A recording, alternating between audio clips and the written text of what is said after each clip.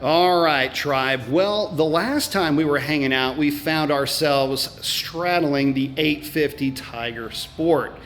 This time we've stepped it up quite a bit, my boys. This is the Triumph Tiger GT Pro 900.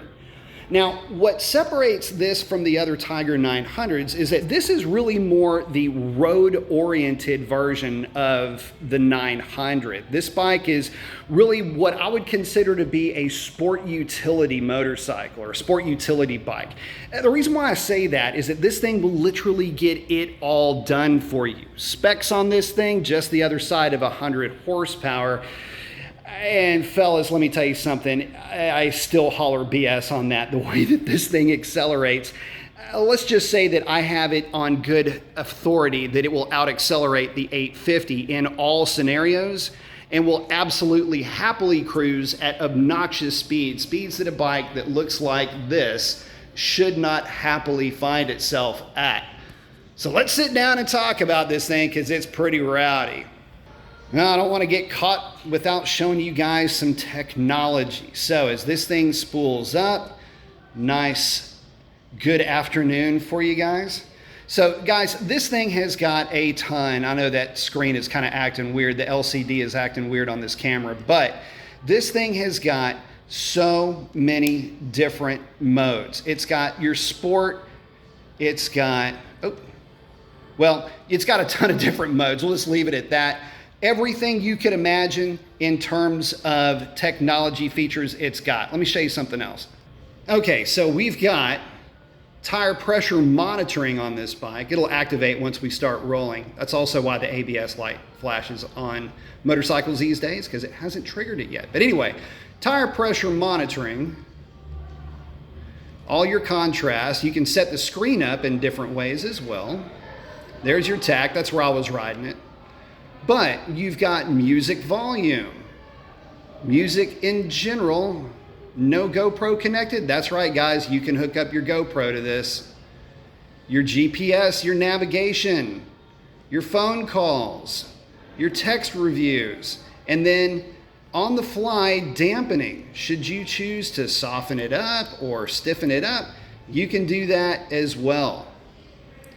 Different preload settings, rider with pillion, etc. All available just at the flick of the thumb. Oh yeah, and this one does have the optional center stand. I don't know that I would have one without it. Getting you guys some more views of the bike. She is rocking the Brembos up front. That good looking exhaust right there. I like that trident look to it. I gotta tell you guys, I'm finding myself more and more liking this style of bike, especially after riding this one, and just how impressed I am with the power and the power delivery of the thing. All right, tribe, so let's talk about that power delivery of this motorcycle, because there's one thing that I do want you to understand, and that is just the mind-warping level of acceleration that this motorcycle has. One that looks like this should not perform the way that it does. It really does have a very middleweight-esque way that it applies power. It's extremely lively as well, but it's incredibly torquey as you would expect a triple to be. But this motorcycle is torquey almost in the way that you would expect a twin to be with that T-plane crank.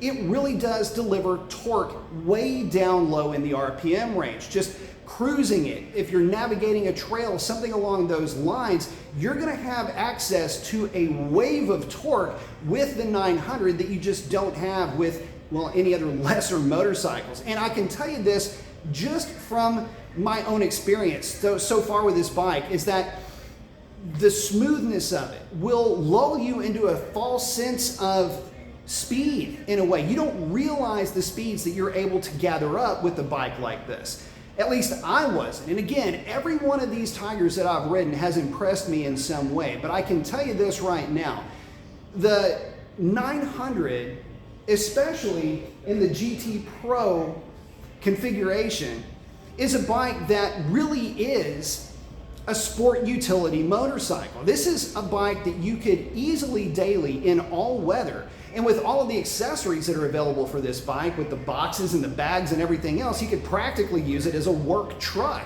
So you get all the power, you get all of, well, the accessibility in terms of being able to go over any terrain that you like. You get all of the, well, entertainment value that you would out of a sport bike.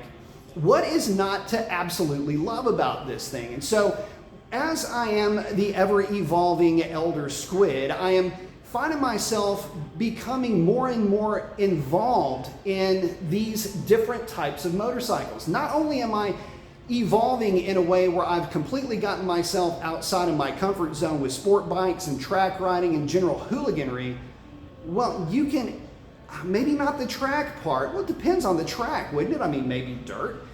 But there's a lot of hooligan and a lot of foolery sitting right behind me. And that's part of the fun with this, being able to see these motorcycles now and being able to ride them in their modern configurations. And again, back in the day, back in the past, I would have never found myself interested or even remotely drawn to a bike that looks like that. But now that I have, and now that I've had the opportunity to experience these bikes and hopefully share at least a little bit of my excitement with these bikes with you, I think you can see that these modern bikes, regardless of the configuration, are, well, in terms of performance, shocking to folks that are getting back into motorcycling. I mean, this is not a bike for the beginner or even for somebody that's maybe getting back into motorcycling and it's been a while and you might be used to a bike that only makes, say, 60 or 80 horsepower. This is a completely different animal, and I am very excited to bring you the news that of the bikes that I've ridden lately and of the motorcycles that I've had a chance to experience with any real level of enthusiasm, if you will, this one might be the one that has impressed me the most because it offers up a boatload of entertainment, and I don't think there is a motorcycle that can give you more utility, all the while giving you a cruisability and a long-term rideability that I don't think you could find in any other motorcycle. So with that, guys, post up your comments. Let me know if you've got one of these Tiger 900s, what's been your experience with it? Can't wait to hear from you. We'll catch you on the next one.